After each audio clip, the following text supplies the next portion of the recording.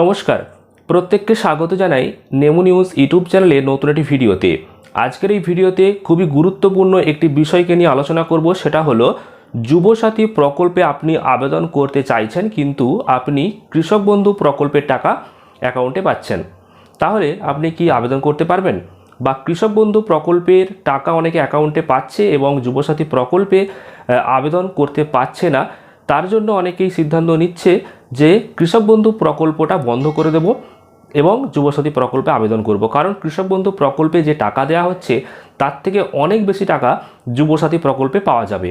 তো এই চিন্তাভাবনা মাথায় অনেকে এনেছে, কারণ কৃষক বন্ধু প্রকল্পে ম্যাক্সিমাম কৃষক পাচ্ছে বছরে 4,000, আর এই যুবসাথী প্রকল্পে একবার নাম যুক্ত হয়ে গেলে বছরে পাবে 18,000, অর্থাৎ 14,000 টাকা কম অ্যাকাউন্টে আসবে।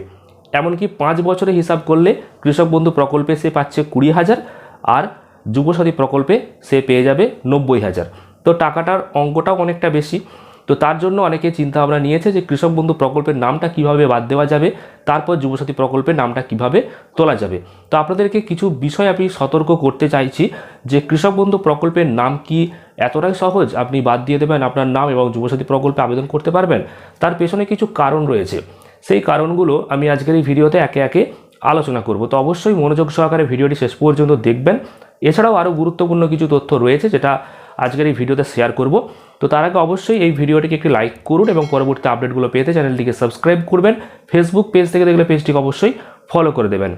তো প্রথমেই আলোচনা করছি যে যুবসাথী প্রকল্পে যদি আপনি আবেদন করতে চান তাহলে রাজ্য সরকারের যে সার্কুলার বা বিজ্ঞপ্তি রয়েছে সেই অনুযায়ী আপনি কিন্তু অন্য কোনো প্রকল্পের অধীনে আপনার নাম থাকা চলবে না, তাহলে আপনি টাকা পাবেন না। আর এদিকে বেশিরভাগ যে যুবক রয়েছে বা যুবতী তাদের নাম রয়েছে কৃষক বন্ধুতে, কারণ অল্প বিস্তর জমি অনেকের নামে রয়েছে এবং কৃষক বন্ধু প্রকল্প তাদের নামে হয়ে গেছে অনেকদিন আগে, তারা বছরে বছরে টাকা পাচ্ছে। এবার রাজ্য সরকার যখন নতুন প্রকল্পটা এনেছে যুবসাথী, তখন কিন্তু তার সাথে নিয়ম করে দিয়েছে যে রাজ্য সরকারের অন্য কোনো প্রকল্পের অধীনে নাম থাকলে হবে না, তাহলে টাকা দেওয়া হবে না, এমন বলা হয়েছে। তো তার জন্য কৃষক বন্ধু প্রকল্পের নাম অনেকে বাদ দিতে চাইছে এবং সরকারি প্রকল্পের যেটা ঘোষণা করা হয়েছে যুবসাথী, তাতে বর্তমানে কিন্তু এখন পর্যন্ত যে সরকারি নোটিশ, সেই নোটিশে যেটা বলা হয়েছে যে অন্য কোনো প্রকল্পের টাকা পেলে অ্যাকাউন্টে যুবসাথীর টাকা ঢুকবে না। কিন্তু অনেকে যে এখন চিন্তাভাবনা করেছে যে কৃষক বন্ধু প্রকল্পে ওটা বন্ধ করে দেব এবং বন্ধ করে দিয়ে যুবসাথীতে আবেদন করব, তো এতে কিন্তু বিপদে আপনিই পড়বেন। কেননা আপনাদেরকে জানিয়ে দিচ্ছি, কৃষক বন্ধু প্রকল্পের টাকা আপনার অ্যাকাউন্টে ঢুকছে, অর্থাৎ আপনার সমস্ত তথ্য অলরেডি রাজ্য সরকারের কাছে রয়েছে। এবার কৃষক বন্ধু প্রকল্পটা আপনি বন্ধ করতে গেলেন, হয়তো সাদা দরখাস্ত করলেন, আপনারা এডি অফিসে গেলেন এবং আপনার নামটা আপনি বাদ দিলেন। এবার আপনার টাকাটা হয়তো বন্ধ হয়ে গেল, কিন্তু আপনার সমস্ত তথ্য রাজ্য সরকারের কাছে রয়ে যাবে। এবার যুবসাথী প্রকল্পে আপনি আবেদন করলেন, তখন আপনার ভোটার নম্বর, আধার নম্বর, ব্যাঙ্ক অ্যাকাউন্ট নম্বর বা আপনার নাম সব কিছু তো আগে থেকেই রাজ্য সরকারের কাছে তথ্য রয়েছে। যখন নতুন করে এন্ট্রি করবে তখন দেখাবে যে এই ব্যক্তিটি অলরেডি কৃষক বন্ধু প্রকল্পেতে এর নাম রয়েছে। তখন যদি যুবসাথী প্রকল্পের আবেদনপত্র রিজেক্ট করে দেয়, তখন আপনি কি করবেন? তখন কৃষক বন্ধু প্রকল্পের টাকাও আপনি পাবেন না, যুবসাথী প্রকল্পে আপনার নাম নথিভুক্ত হলো না। তো এই ক্ষেত্রে আপনি কিন্তু বড় বিপদে পড়বেন। এছাড়াও আরও একটা খুবই গুরুত্বপূর্ণ বিষয়, অনেক কৃষক বন্ধু প্রকল্পে যাদের নাম রয়েছে তারা তাদের নিজস্ব ধান বিক্রি করার কার্ডও তৈরি করেছে। তো ধান বিক্রি করার যে কার্ড, সেই কার্ডে তো আপনারা জানবেন যখন আবেদন করেছিলেন তখন আপনার জমি অনুযায়ী আপনি কত কুইন্টাল ধান বিক্রি করতে পারবেন সেটা কিন্তু রাজ্য সরকার ঠিক করে দেয় অটোমেটিক। কিভাবে ঠিক করে না, কৃষক বন্ধু প্রকল্পে আপনার যে তথ্য রয়েছে সেখানে আপনার নামে কতটা জমি রয়েছে সেই অনুযায়ী আপনার ধান বিক্রি করার সময় কত কুইন্টাল আপনি ধান বিক্রি করতে পারবেন সেটা ঠিক হয়ে যায়। তো সেক্ষেত্রে কৃষক বন্ধু আইডি যদি আপনি বন্ধ করে দেন তাহলে হয়তো পরবর্তীকালে ধান বিক্রি করতে গেলেও আপনি একটা সমস্যার মধ্যে পড়তে পারেন। তো এই সমস্ত বিষয়গুলো অবশ্যই আপনার মাথায় রাখবেন, তারপর কৃষক বন্ধু প্রকল্পের নাম বাদ দেব, যুবসাথী প্রকল্পের নাম তুলব, এগুলো ভাববেন। কারণ কৃষক বন্ধু প্রকল্পের সাথে অনেক কিছুই নির্ভর করছে, তো এগুলো অবশ্যই আপনারা খেয়াল করবেন। তবে হ্যাঁ, রাজ্য সরকার কৃষকদেরকে যে বঞ্চিত করছে সেটা কিন্তু পরিষ্কার বোঝাই যাচ্ছে, কারণ যুবসাথী প্রকল্পে যে টাকা পাওয়া যাবে তার তুলনায় অনেক কম টাকা কৃষক বন্ধু প্রকল্পে পাচ্ছে। তো এক্ষেত্রে রাজ্য সরকারের ভেবে দেখা উচিত। ক্ষুদ্র ক্ষুদ্র কৃষক যারা, তারা অনেকেই কিন্তু এই বেকার যুবক যুবতীর মধ্যেই পড়ে।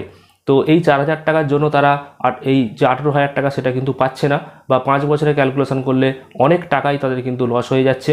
তো এই বিষয়টা ভেবে দেখা উচিত এবং এ নিয়ে নানান অভিযোগ কিন্তু পৌঁছেছে রাজ্য সরকারের কাছেও, এই খবর গেছে দেখা যাক পরবর্তীকালে রাজ্য সরকার কোনো সিদ্ধান্ত নেয় কিনা। তবে আপনারা চাইলে যুবসাথী প্রকল্পে আলাদা করে আবেদন করে নিতে পারেন। এক্ষেত্রে কৃষক বন্ধু প্রকল্পের নাম বাদ দিতে যাবেন না।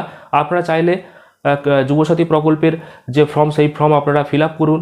আপনাদের যে বিডিও অফিস, সেই বিডিও অফিসেই সম্ভবত আপনারা পেয়ে যাবেন ফর্ম এবং সেখানে জমা করতে পারবেন। তো যুবসাথী প্রকল্পে আবেদন আপনারা করে দিন। যদি পরবর্তীকালে রাজ্য সরকার কোনো সিদ্ধান্ত নেয় তাহলে আপনার ফর্মটা কাজে লেগে যাবে, আর যদি না হয় রিজেক্ট হবে, তার থেকে বেশি কিছু হবে না।